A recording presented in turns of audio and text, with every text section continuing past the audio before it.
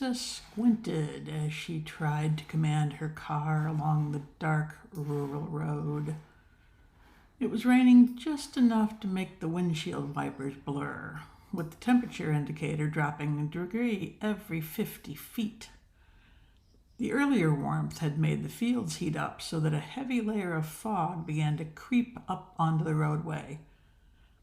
The only good news was that not many people would go out unless they absolutely, she screamed, a blood-curdling cry that echoed back as she swerved roughly, barely avoiding the figure emerging from the gloom.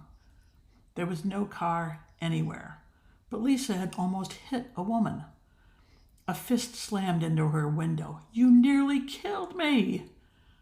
Terrified, she lowered the window slightly. "Were you walking?"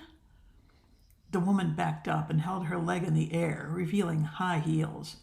Who goes for a stroll along a rural highway in North Dakota like this? Well, then where's your car? I spun out and wound up in that field. I think my axle's broken. One rule had been drilled into Lisa's head from the day she had been born. You had to help anyone who had car trouble. The second rule was to never, ever, under any circumstances, pick up a hitchhiker. It really sucked when the top two rules canceled one another out. Where do you need to go? Anywhere but here. The woman started to walk around the car, clearly assuming she would be allowed in, which she would. Rule number 1. The overhead light revealed a sane-looking, attractive woman. Dark wavy hair, even darker eyes, super sexy black dress. "I can take you to Bismarck if that helps." "It's okay with me if you drive straight to the Pacific. Every tie I once had has been cut." She made a vicious slashing motion across her throat. "Oh, Jesus, Looney in the car." "I'm Lisa, by the way," she said, "trying to make friends." The woman turned and smiled. "Chloe. I wish I had a cool last name like yours. How do you spell, by the way?" Oh, was it best to humor people in a precarious mental state? What could it hurt? Are you from around here?" "Ties cut," she growled. Terrified, Lisa began to blather. That's a pretty dress you're wearing for a ride in the country." I had to go to a funeral." "Oh, I'm sorry. Were you close?" Not in the least. Just my mother." Lisa almost careened off the road, but after waiting a beat, Chloe said, "Gotcha," and then she laughed, demonically. Lisa couldn't even form words, and Chloe got a little quiet. Maybe she felt bad about saying something so insensitive about her mom. Unlikely. Just to distract herself, Lisa hit the scan button on the radio and watched it dance all around the dial, landing on a popping, cracking AM station. "God, I will miss this place," Chloe said dryly. "How will I ever find a spot with so many entertainment options?" Are you moving away?" "Yeah. You, my friend, are driving me out of North Dakota for the last time." "Oh. Well, maybe you'll come back for a visit." Chloe fixed her with a hot gaze. "There is nothing here but bad memories and worse people." Her eyes glittered with surprisingly warmth and Granny's grave. As Lisa plotted how to throw herself out the window, an announcer broke in. "The Mercer County Sheriff is searching for a woman suspected of murdering 3 members of her immediate family today. The suspect was described as young and attractive, with brown hair and brown eyes. She's driving a late model white Toyota. A handgun, a meat cleaver, and a steak knife were used in the attacks. The suspect is..." Chloe reached over and shut off the radio. Oh, I'm sure she had a good reason. The little chuckle she let out made Lisa almost hurl. The sole idea she could conjure up to escape was to surreptitiously call the police. But when she successfully snuck the phone from her pocket, Chloe snatched it away. She purred. Magic 8-Ball says outlook not good. The car started to shake as Lisa began to pray Chloe only killed first-degree relatives. She had to wrestle hard to control the car, mewing, "Oh, holy shit! Calm down. It's probably just a flat." Fantastic. Lisa could run like the wind. She could just serpentine down the road. The gun would eventually run out of bullets, and it was hard to throw a meat cleaver accurately. "I'll go check." Jumping out, she saw that the front tire was low. There was definitely a town not too far away, so she would change the tire and then make a run for it. She'd been outside for only 1 minute, but her hands were freezing even through her gloves. She didn't hear Chloe emerge, and when Lisa's hand bumped against a leg, she screamed, looking up in terror as Chloe menaced a weapon over her head. A bright beam blinded her. "I found this in your glove box. Thought you might need the light, but I'm freezing my balls off. Make it snappy." "Sorry, I'm just really cold." "You scream like a little girl when you're cold?" She guided the beam until Lisa got the jack set and started to lift the car. Chloe leaned over to aim the flashlight more carefully.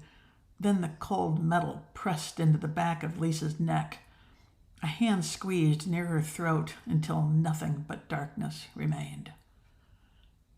The good news was that she wasn't dead. The bad news was that she was in the trunk and her hands and feet were bound together behind her. They drove for a long while, with Lisa's mind reeling.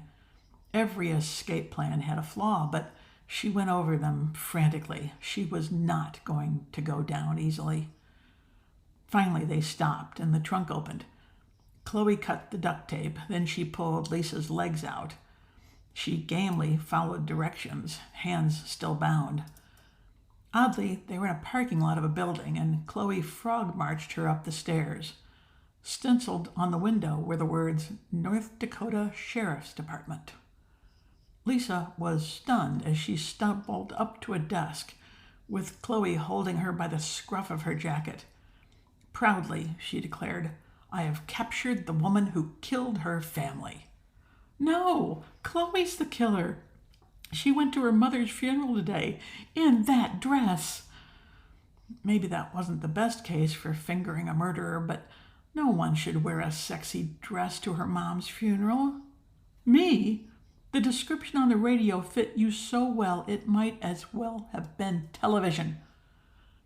The officer motioned to a colleague to slap cuffs on them, but since their hands were now bound, each gestured with her head, a pair of brown-haired, brown-eyed women almost conking their skulls together while shouting, "She did it!" A woman with stripes on her shirt entered. "What's going on here?" "These two claim the other one killed their family over near Beulah, Sarge." "Each," Chloe mumbled. "Each woman claims the other killed her family." "You're arguing about grammar?" Lisa cried. "Now?" "I'm an editor. Grammar matters." They picked up the suspect in Washburn a couple of minutes ago," the woman said. "I'm not sure what's up with these two, but you can cut them loose." When they exited, Chloe walked right up to the passenger door, as though it was a given they were going to finish their little trip together. Lisa got in and turned to her. "What was that awful crack you made about your mother's funeral?" It was actually her third wedding. But she started in on me in front of the entire extended family, and not one of those bastards came to my defense." She slapped her hands together briskly. "I'm done." "What was her issue?" "I'm a lesbian, and that seems to mean I'm going straight to hell." "Oh, well, I'll be right beside you if that's the rule. It won't be so bad." Chloe's gaze started at her head and worked its way down. Then her eyes slid back up. "Oh, that won't be bad at all. Why don't we go have a drink to celebrate our fate?" Lisa hesitated. Even if Chloe hadn't killed anyone, she was clearly a lunatic. "Wait," Chloe held a hand up. "Did you actually buy my acting?" "What do you mean, acting?" She raised her fists above her head. "My high school drama teacher can suck it." Details? Gladly. I heard the report about the killer, but I've lived in North Dakota long enough to know you might die if you're stranded in bad weather. I decided to take the first ride I was offered, no matter who was driving. Even though I was driving the murderer's car. I hate to be cold, she said blithely. When I realized you fit the description, I decided to put my acting skills to the test. I figured a killer would feel less threatened by a fellow lunatic. Did it work? Oh, damn well. I'm still not sure you're not a lunatic. Well, admittedly, I'm a little wild, but no one's ever complained. Lisa thought of her mother's warnings about strangers and decided to throw them right out the window. Oh, why the hell not? She put the car into gear. Given you didn't murder me, I might as well let you buy me a drink. I believe I've just come up with the world's worst pickup line.